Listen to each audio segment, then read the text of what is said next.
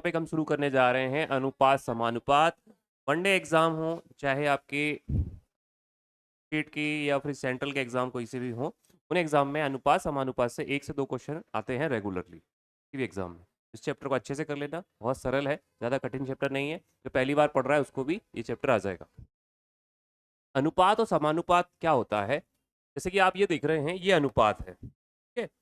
जब भी किसी फ्रैक्शन को हम इस रूप में लिख देते हैं तो ये क्या कहलाता है? रेशियो कहलाता है। क्या कहलाता है? ये रेशियो कहलाता है, अनुपात कहलाता है, ठीक है। एक रेशियो यहाँ पर है सी और डी का, इसको हम लिखेंगे सी अनुपात डी, ठीक है। कैपिटल डी लिख देता हूँ, ठीक है। जब दो अनुपातों को समान रख दिया जाता है, जब दो अनुपातों को क्या कर दिया जाता है? समान रख दिया जाता है, तो इसको कहा जाता है समान अनुपात। क्या कहा जाता है? समान अनुपात। तो कैसे लिखते हैं फिर हम? ए अपॉन बी।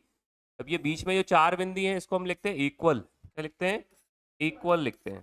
तो ये हम यहाँ पर ऐसे ए अपॉन बी बराबर सी अपॉन डी लिख सकते हैं। फिर इनका क्या होता है? सॉल्यूशन क्रॉस मल्टीपल होता है, तो ए डी बराबर डी सी। ए का डी में गुणा होता है, बी का सी में गुणा होता है, इसका सॉल्यूशन हो जाता है, ठीक है। आगे चलते हैं, चलिए पढ़ लेते हैं। अनुपात क्या होता है, जो मैंने अभी बताया आपको, लेकिन यहाँ पर हम जब शब्दों में समझते हैं तो कैसे समझते हैं? अनुपात दो सजातीय राशियों के मध्य ऐसा संबंध होता है जो ये बताता है कि एक राशि दूसरी राशि से कितनी गुनी है। एक राशि दूसरी राशि से कितनी गुनी है, वो अनुपात कहलाता है। जैसे मानिए मैंने लिखा यहाँ पर,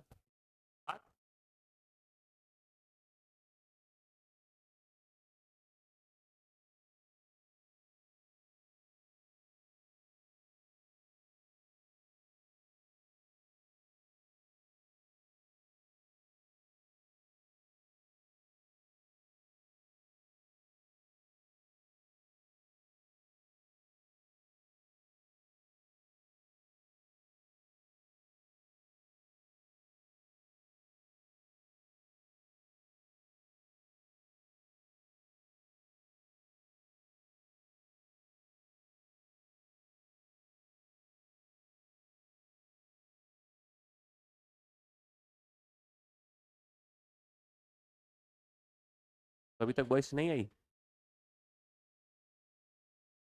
अनुपात का सरलतम रूप, यदि हम दिए गए अनुपात के पहले के पद, पूर्व पद मतलब पहले वाला पद, उत्तर पद मतलब बाद वाला पद, परस्पर सहवाज्य हो। जैसे कि ये देखिए, ये क्या होता है?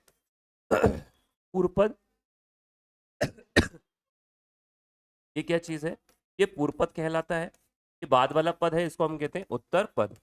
ये दोनों ही पद क्या है? एक दूसरे के सहअभाज्य है, मतलब किसी एक टेबल से जाते हैं, किसी एक टेबल से क्या होते हैं? विभाजित होते हैं या डिवाइड होते हैं। तो ये अनुपात क्या कहलाता है? सरलतम अनुपात कहलाता है, ठीक है। यहाँ पर 2 और 3 किसी एक टेबल से डिवाइड हो रहे थे क्या? नहीं हो रहे थे। लेकिन 15 और 25 एक टेबल से डिवाइड हो रहा है 5 से। 5 से डिवाइड किया हमने तो कितना हुआ? 5 से इसको डिवाइड किया तो 5 दिया 15, पचम 25। तो अब ये हो गया हमारा मूल अनुपात, और ये क्या हो गया? हमारा सरल अनुपात, ठीक है।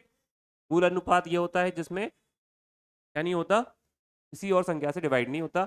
और सरल अनुपात क्या होता है? जो किसी एक संख्या का डिवाइड हो जाए जिसमें, और सहअभाज्य जो आपस में सहअभाज्य होते हैं। ये दोनों एक पॉइंट है हमारे, याद रखना है। चलिए, अनुपात कितने प्रकार के होते हैं? देखो, अगर अनुपात समझ लिया तो बाकी सब चीजें आप नॉर्मली समझ जाओगे।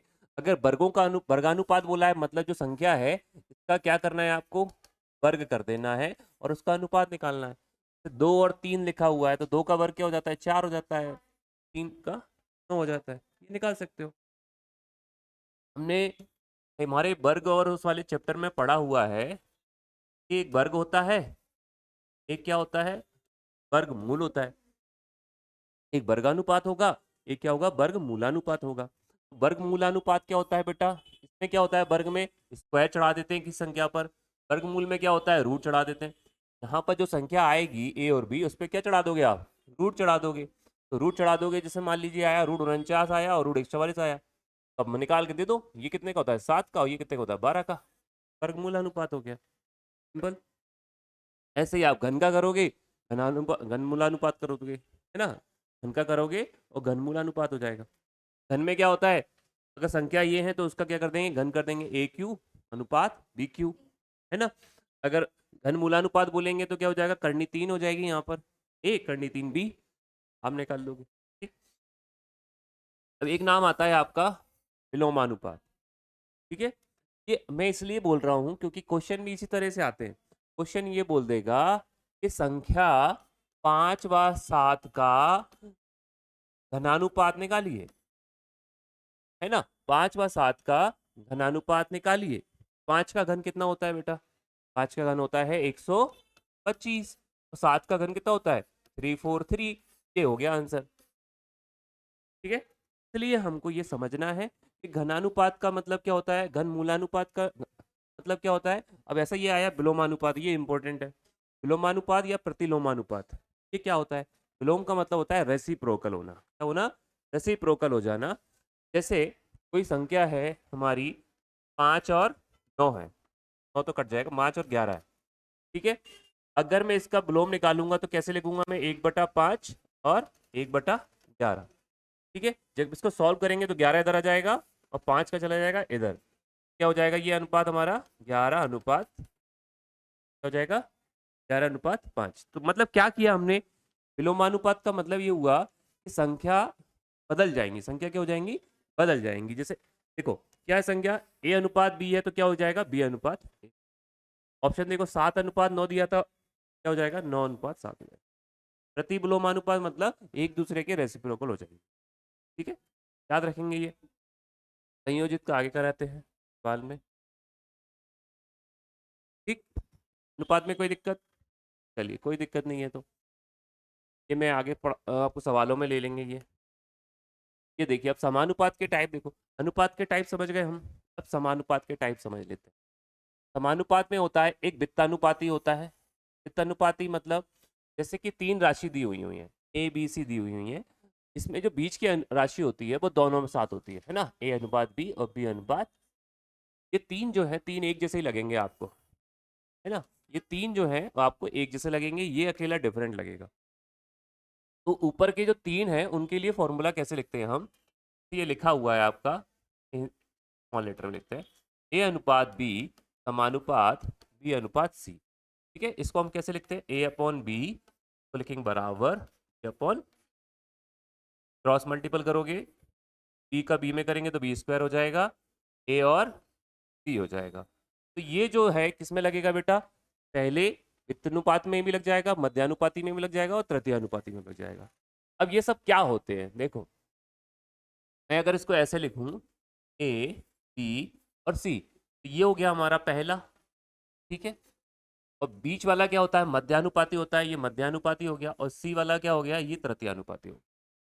ठीक है, अब अब आपको क्वेश्चन आ जाए कि मध्यानुपाती निकालिए या तृतीयानुपाती निकालिए, तो आपको समझ में आ गया ए मेरा क्या है बेटा, ए मेरा पहला वाला है वित्तानुपाती। ठीक है, और ये मेरा क्या है, ये मध्यानुपाती है, और ये मेरा क्या है तृतीय। ठीक है, तो हम क्या कर सकते हैं, वैल्यू रख सकते हैं और आंसर निकाल सकते हैं। क्या याद रखना है हमें यार, बी स्क्वायर बराबर, याद रखना है आप बी स्क्वायर बराबर इसी याद रखोगे, तीनों निकाल लोगे, कोई दिक्कत नहीं आएगी, बोलो हाँ। ओके, अब चतुर्थानुपाती देखिए, चतुर्थानुपाती मतलब चौथा पद आ गया, चौथा पद आ गया तो क्या हो जाएगा, ए अनुपात बी समानुपात सी अनुपात डी। ठीक है, ये हो जाएगा ए बी बराबर सी डी, क्रॉस मल्टीपल करेंगे तो क्या हो जाएगा ए डी बराबर डी सी। यहाँ पर आपको क्या याद रखना है, चतुर्थानुपाती में ए डी बराबर डी सी याद रखना है। ठीक, और शुरुआत के तीनों में क्या याद रखना है, बी स्क्वायर बराबर, बाकी में ए डी बराबर बी सी। ठीक है, इसको नोट डाउन करेंगे अपन। देखो क्वेश्चन इस तरह से आएगा आपके पास, क्या आएगा कि ए अनुपात बी बराबर सी अनुपात 5 हो, बी अनुपात सी बराबर 4 अनुपात, ऐसे लिख सकते हैं इसको, तो ए अनुपात बी अनुपात सी का मान ज्ञात करें। ठीक है, लिखने में आपको सिंपल लग रहा होगा, सिंपल ही है। ठीक है, जब भी आपको दो दो अनुपात के जोड़े दिए हों और तीनों का अनुपात एक साथ निकालना हो तो हमारा जो रूल 1 है वो याद रखेंगे, हमारा जो रूल 1 है वो याद रखेंगे।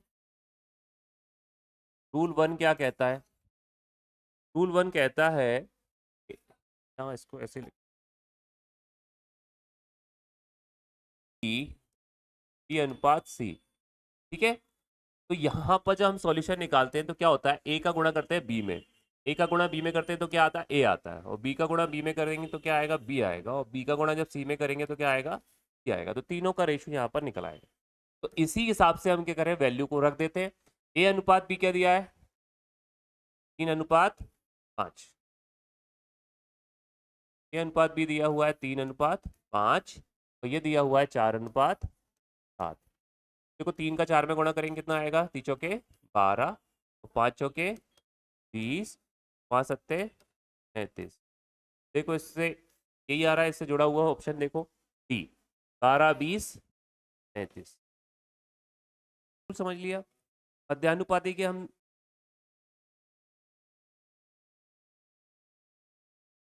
देखिए सिंपल पूछा हुआ है, पिछला किया तो सवाल वैसा ही है।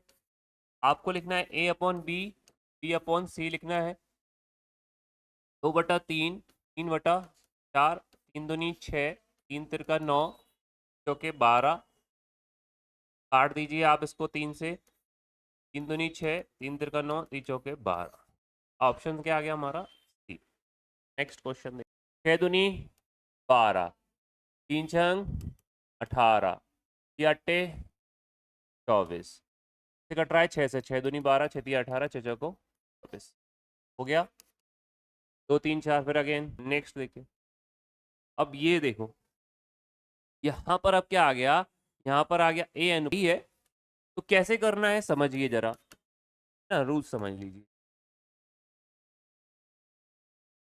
रूल 2 क्या है कि आपको ये तो निकालना ही है, तरह से निकालेंगे आप, क्या आ जाएगा, ए अनुपात बी अनुपात सी आ जाएगा। ठीक है बेटा, है ना। लेकिन यहीं तक क्यों है, ये तो सॉल्व, हमको क्या सॉल्व करना है, ये भी सॉल्व करना है, सी अनुपात डी। तो सी के नीचे क्या लिखेंगे, सी, जैसे यहाँ पर बी के नीचे बी लिखते थे, ऐसे यहाँ पर सी के नीचे क्या लिख दोगे, सी लिख दोगे।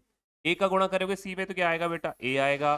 बी का गुणा सी में करोगे तो क्या आएगा, बी आएगा। अब जब सी का सी में करेंगे तब क्या आएगा, सी आएगा। सी का जब डी में करेंगे तो क्या आएगा, सी आएगा। तो यहाँ पर ये सेकेंड स्टेप इसमें करेंगे, ये हो जाएगी स्टेप 1, तो ये क्या हो जाएगी, स्टेप 2। बस हो गया सॉल्व। देखिए आप,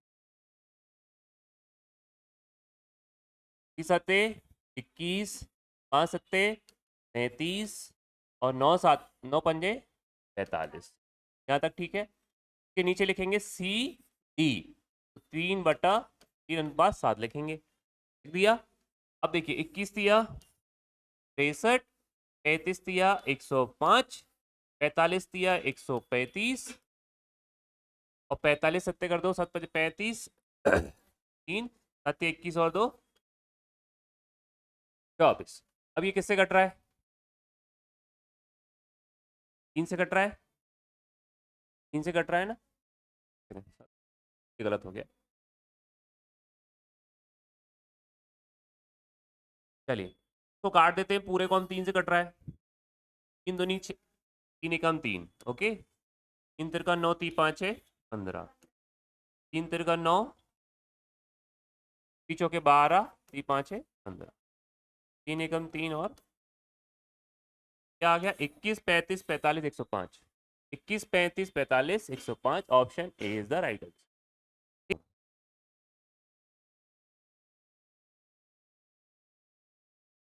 देखो ये सवाल तो हो जाएगा सॉल्व, पहले सवाल को ही सॉल्व कर देते हैं। आप पहले ये निकाल लीजिए, इन तीनों का अनुपात, पी अनुपात क्यू अनुपात आर निकाल लीजिए। ठीक है, अगर ई आ जाए, है ना, इस तरह से अगर ई भी पूछ ले तब आपको क्या करना है,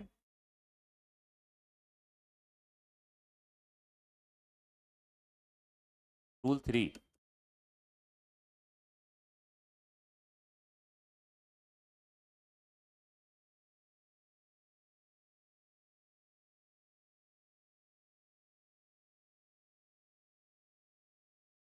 सी का डी में करेंगे तो डी, सी का डी में करेंगे तो सी, सी का डी में करेंगे तब आएगा डी, और डी का फिर ई में करेंगे तब आएगा आपका,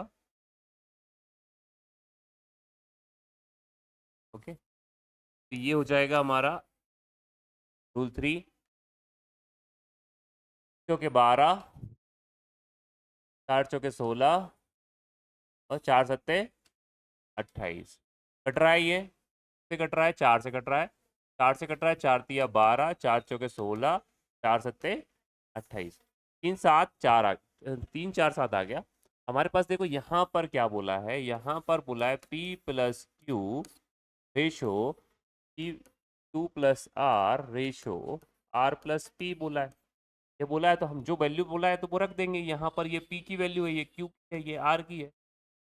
प्लस 4 हो गया, प्लस 4 कितना होता है, 7 होता है। ये कितना हो गया, 4 प्लस 7 हो गया, ये कितना होता है, 11 होता है। और ये कितना होता है, 7 प्लस 3 होता है, ये कितना होता है, 10 होता है। 7 11 10 क्या है, ऑप्शन हो गया। क्वेश्चन देखिए, क्वेश्चन लिखा इस तरह से है, लेकिन आपको इस तरह से भी आ सकता है, एक दूसरे तरीके से भी आ सकता है। तरीका क्या होगा, पहले मैं इस क्वेश्चन को समझा देता हूँ आपको। देखिए, ए और बी द्वारा प्राप्त अंकों का अनुपात, ये ऐसा लिखा जा सकता है, ऐसे लिखा होगा, यदि ए अनुपात बी बराबर दिया हो 3:4, और बी और सी द्वारा प्राप्त अंकों का अनुपात क्या है, 2:3, तो ऐसा लिखा हो बी और सी का अनुपात कितना हो गया, 2:3। तो ए और सी का द्वारा प्राप्त अंकों का अनुपात, तो ऐसे इस तरीके से ज्यादा आता है जो मैं लिख रहा हूं, तो ए या सी का अनुपात फाइंड, है ना।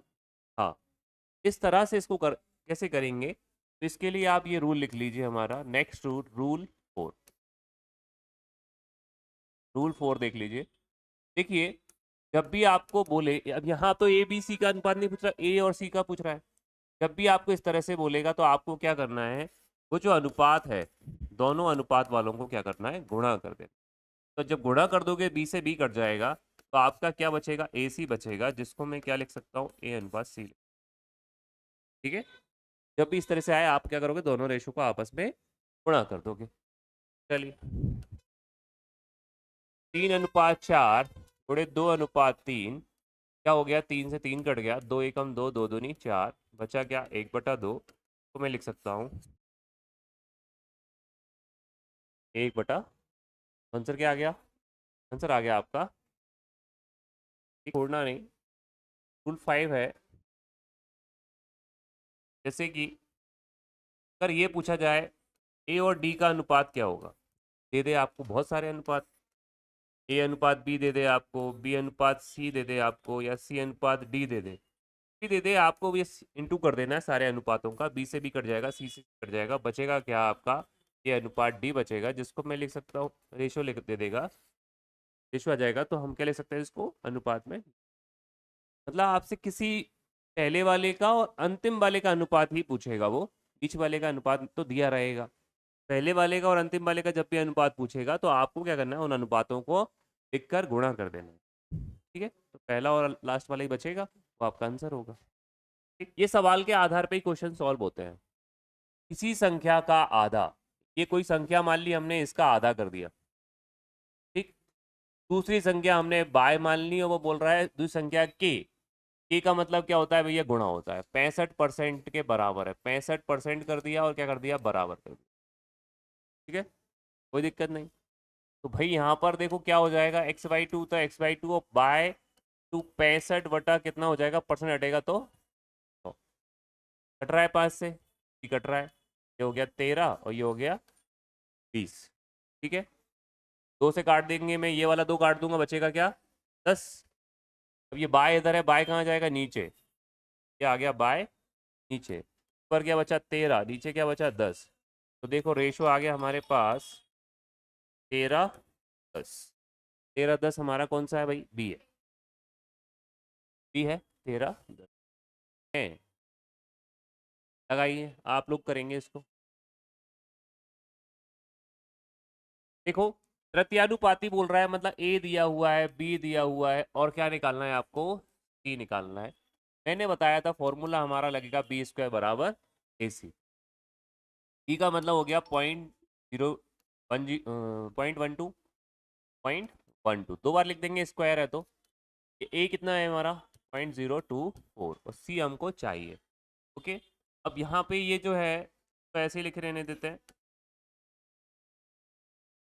और ये कहाँ आ जाएगा, नीचे आ जाएगा, बराबर सी बचेगा।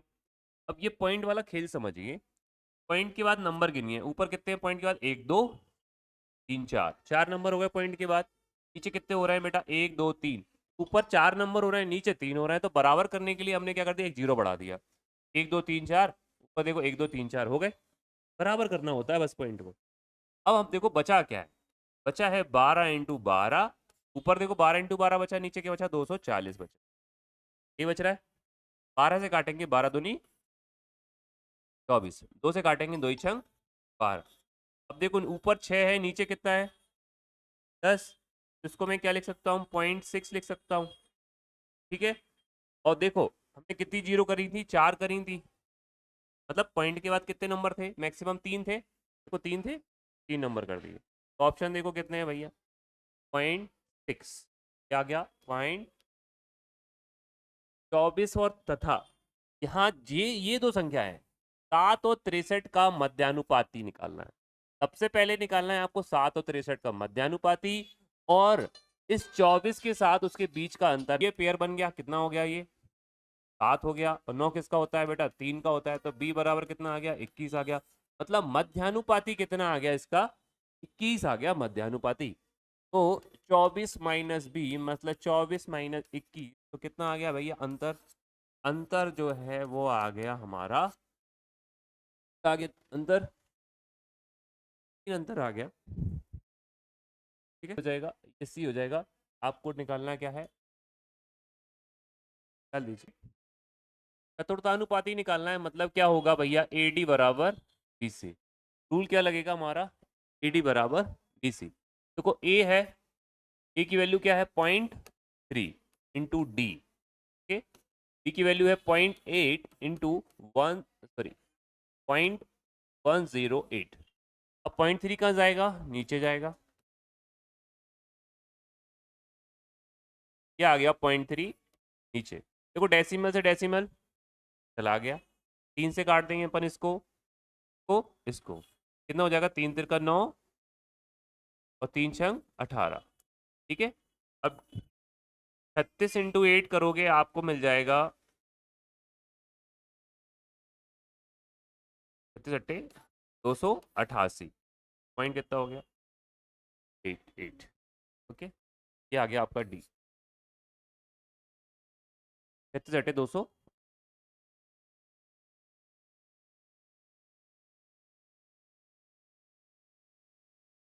चतुर्थानुपाती ए की वैल्यू, आपका ए, AD बराबर BC, चलिए ए कितना है हमारे पास 4, बी कितना है हमारा D, बी कितना है हमारा A, और ये कितना है हमारा 16A, ठीक है। अब क्या करना है, 4 जाएगा नीचे, 4 का जाएगा नीचे, 4 से काट देंगे, 4 चौके, ये क्या बचा हमारा, 4, ए का ए में करेंगे तो 5, ठीक है।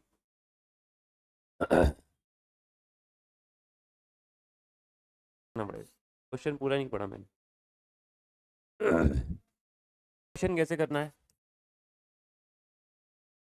यहाँ दिया हुआ है ABC और D दिया हुआ है 81, तो आपके पास स्टेप क्या होती है, AD बराबर BC, ए कितना है 4, डी कितना है हमारे पास ए बोले सॉरी ए नहीं है, डी है हमारा 81, बी हमारा ए है, और सी हमारा क्या है, 16A है, ओके। इस 16 को कहाँ लाओगे आप, नीचे लाओगे, 16 कहाँ जाएगा, नीचे, यहाँ क्या बचेगा, A² बचेगा, 4 से काट दोगे, 4² हो जाएगा, 4 हो जाएगा, 4 चौके 16, 81/4 है, यहाँ पर A है, A² हटाएंगे तो रूट चढ़ जाएगा, रूट से बाहर निकालेंगे तो ये किसका होता है, 9 का होता है, ये किसका होता है, 2 का होता है, तो A की वैल्यू क्या आ गई, 9/2। डी ऑप्शन में हमारे है 9/, आपको x की वैल्यू निकालनी है, देखिए 6 18 39 एंड x समानुपात में है, तो x का मान निकालिए, ADBC लगाना है, ADBC, x की वैल्यू 6 18 39 और x समानुपात में है, तो मैंने बोला ABCD, क्या लगेगा हमारा, AD बराबर BC, 6 इंटू एक्स 6x बराबर 1839 1840। तो यहाँ पर 6 कहाँ आएगा, नीचे आएगा, 6×18 हो जाएगा, 4×12 होता है, 12 में से 3 चले जाएंगे, 117 बचेगा। 39 दिया 117।